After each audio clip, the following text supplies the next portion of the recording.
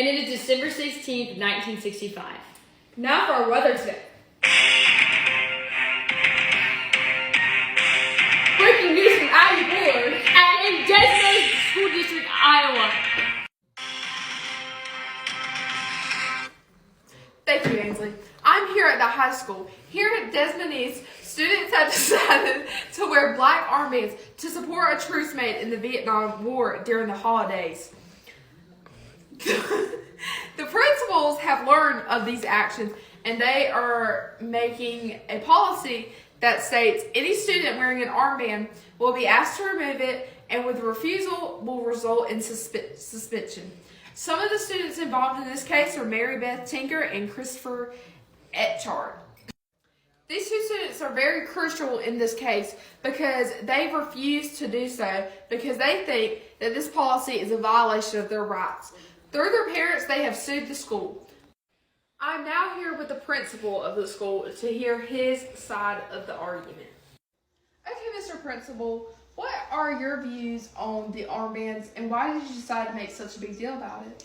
So I found out they were very disruptive and they shouldn't be allowed on campus, and I gave those students a warning, and despite my warning, they wore them anyways, so I had no other choice but to suspend them. Thank you. We'll be back next week.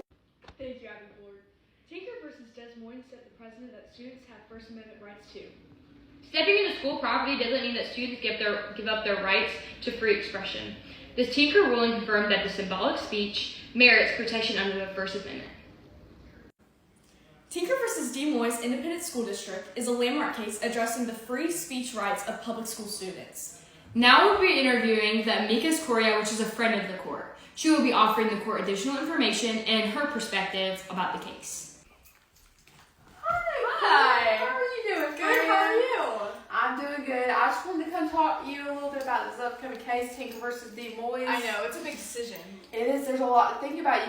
You got the students' rights on the line, and you've got the principal's career on the line. So you really have to think. I think the students are going to make a big impact on this case with their oral arguments. I do agree. I'm just so torn because, I'm a firm believer in the First Amendment, but the principal also did warn the students, so... He did warn them, but you have to think, were they doing any harm? Were they hurting others? And were they distracting others from learning? That's something you're going to have to think about during the trial. Yeah.